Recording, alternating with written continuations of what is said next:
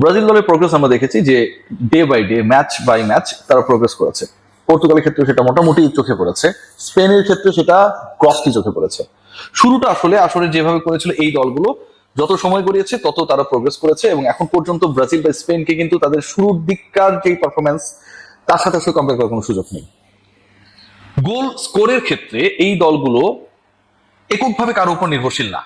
Even ফ্রান্সের দিকে যদি তাকানো যায়, যে কিলিয়ান এমবাপ্পে 6 গোল করেছেন, কিলিং ফুটবল খেলছেন, তাকে কেউ আটকাতে পারবে না। লিওনেল মেসির ওয়ার্ল্ড কাপ রেকর্ড গুলো একটা সময় তার হয়ে যাবে, বাট একই সাথে কিন্তু উসমান ডেম্বেলে তিনিও প্রপারলি তার রোলটা প্লে করছেন।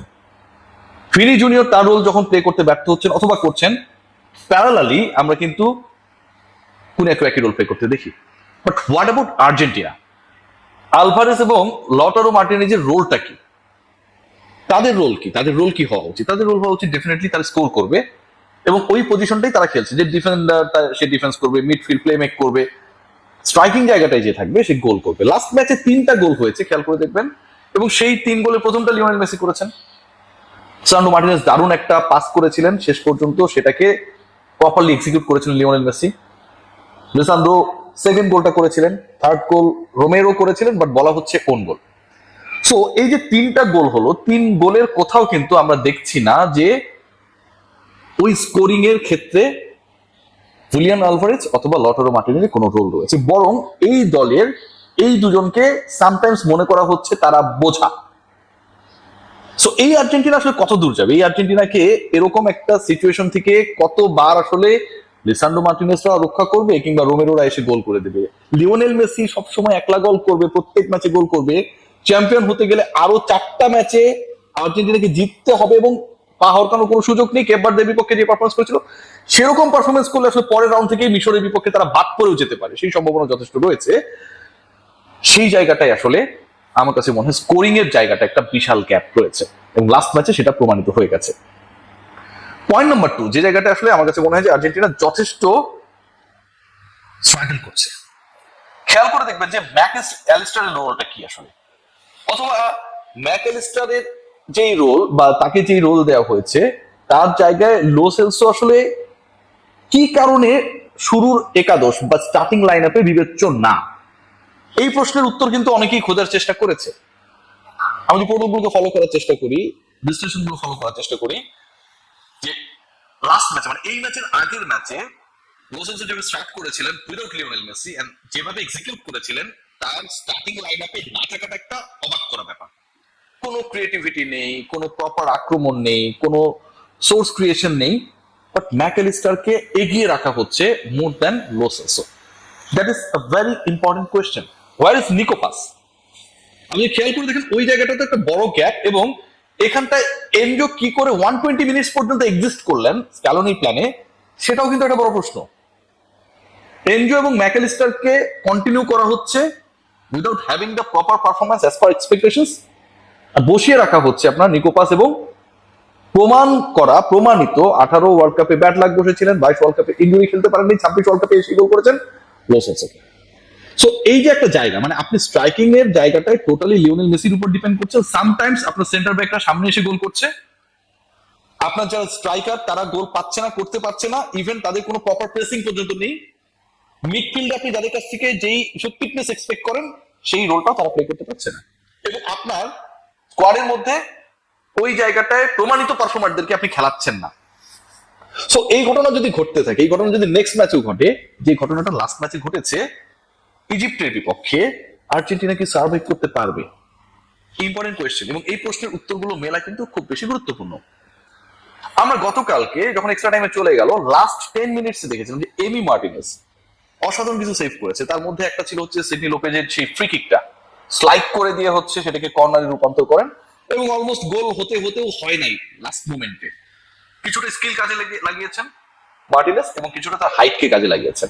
ওকে, বাট প্রথম গোলটা যেভাবে আর্জেন্টিনা রিসিভ করলো, মানে যখন তারা ইকুয়ালাইজারটা করলো কেপ ভার্ডে, ওই গোলের দিকে যদি আমরা খেয়াল করি, যে ডান প্রান্ত থেকে যখন একটা অপরচুনিটি ক্রিয়েট হলো কাউন্টার অ্যাটাকে কেপ ভার্ডে, সামনে একজন ডিফেন্ডার তার পায়ের ফাঁক করে বল বিট করলো গোলকিপার এমি মার্টিনেজকে, এবং ইকুয়ালাইজার। এখন এই যে 1-1 সমতায় ফিরলো, খেয়াল করে দেখবেন যে এমি মার্টিনেজ সিডনি লোপেজের যেই ফ্রি কিকটা ঠেকালেন, দূরপাল্লা শট ঠেকানোর ক্ষেত্রে তার রিফ্লেকশন, আর শর্টার ডিস্টেন্সে যখন কোনো একজন অ্যাটাকার তার সামনে পড়ছে সেখানটায় তার রিফ্লেকশন ইজ নট সেম হবে না, খুব স্বাভাবিক।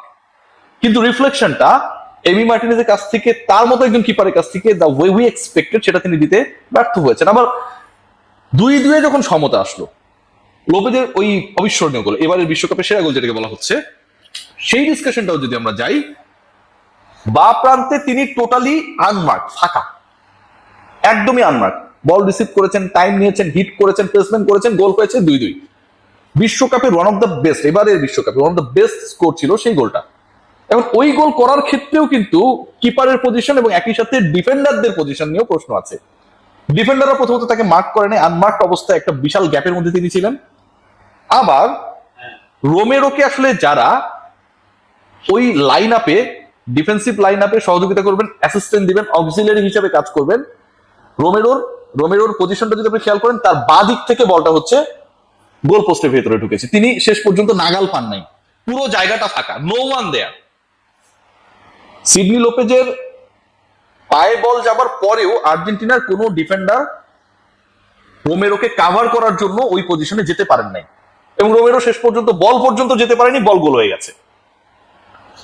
যখনই মিডফিল্ড উপরে ওঠে, সেটা নামতে যে সময়টা নিয়েছে, অ্যাটাকিং এর সময় ডেফিনেটলি শুধু মেসি তো একা অ্যাটাক করে না, রাইট? যখনই আর্জেন্টিনা মিডফিল্ড উপরে উঠছে, কাউন্টার অ্যাটাকের সময় নিচে নামার যে টাইম ডিউরেশন আমার কাছে মনে হচ্ছে তুলনামূলকভাবে অনেক হাই। আবার একই সাথে আলভারেজ কিংবা মার্টিনেজের, স্ট্রাইকার দুজনের যে ধরনের পজিশন সেন্স, অনেকগুলো বল বক্সের আগে পরে আমরা দেখেছিলাম যে মিস পাস হচ্ছে, ডানে বামে বাড়ানো হচ্ছে, ইদার ফুটবলার রিচ করতে পারছেন না, লটারো অথবা হচ্ছে আলভারেজ, অথবা আগে চলে যাচ্ছেন। এই যে মিসকিউ হচ্ছিল, সেটাও কিন্তু একটা বড় রিজন।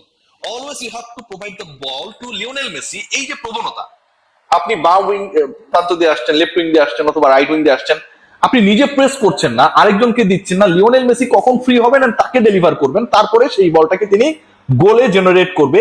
এই প্রবণতা আমার কাছে মনে হয়েছে স্কালোনির এই আর্জেন্টিনাকে ডুবানোর জন্য যথেষ্ট। সো লং ডিসকাশন যদি শর্ট করা হয়, এখানে কয়েকটা জায়গা খুবই স্পষ্ট। প্রথমত আর্জেন্টিনার ডিফেন্স নিয়ে প্রশ্ন রয়েছে, এমি মার্টিনেজের কিপিং নিয়ে, রিফ্লেকশন নিয়ে যথেষ্ট প্রশ্ন রয়েছে। প্রথম গোলটা যেভাবে তিনি রিসিভ করেছেন, যারা আলটিমেটলি গোল করবেন, আর্জেন্টিনা গতকালকেও 3 গোল দিয়েছে, তার আগে আমরা দেখেছি যে লিওনেল মেসির 6টা, আরো 2টা, 8টা, মানে টোটাল 4 ম্যাচে 11 গোল। যদি হিসাব করেন যে 11 গোল 4 ম্যাচে, প্রতি ম্যাচে অলমোস্ট 3 গোল করে দিয়েছে। এই 11 গোলের 7টা দিয়েছেন একজন, একটা ওন গোল, বাকি 3টা 3 জন। এবং এই বাকি 3টা গোলের মধ্যে লটারো মার্টিনেজের একটা পেনাল্টি গোল ছাড়া আলভারেজের কাছ থেকে আমরা কোনো গোল পাই নাই। সো আপনার টপে সমস্যা রয়েছে, মিডলের সমস্যা রয়েছে, লোসেলসোকে না খেলানোর কারণ নাই, তারপরেও তাকে খেলানো হচ্ছে না, ম্যাকেলিস্টারকে চালিয়ে নেওয়া হচ্ছে। এইভাবে আলটিমেটলি আর্জেন্টিনা কত দূর যেতে পারে সেটা নিয়ে যথেষ্ট প্রশ্ন রয়েছে। আমি জাস্ট একটা আশার কথা দিয়ে এই আলোচনাটা শেষ করব, যে গতবারের বিশ্বকাপে আর্জেন্টিনা আরো এলোমেলো ছিল। প্রথম ম্যাচটাই তারা সৌদি আরবের বিপক্ষে হেরেছিল, প্রত্যেকটা ম্যাচ নকআউট ছিল, সেখান থেকে তারা কামব্যাক করেছে, ফ্রান্সকে হারিয়ে ফাইনালি তারা বিশ্বকাপে শিরোপা জিতেছে আফটার 36 ইয়ার্স। সো যে আর্জেন্টিনা লাস্ট ওয়ার্ল্ড কাপটা এত আগেই হইতে শুরু করেছিল, সৌদি আরবের বিপক্ষে হেরে শুরু করেছিল, কেপ ভার্দের ম্যাচে যেভাবে তারা আগলি পারফরমেন্স করেছে সেখান থেকে শিক্ষা নিয়ে এই আর্জেন্টিনা আরো 4টা ম্যাচ জিততে পারে, চ্যাম্পিয়ন হতে পারে আবারও, সেই ট্রাস্ট আমি রাখতে চাই।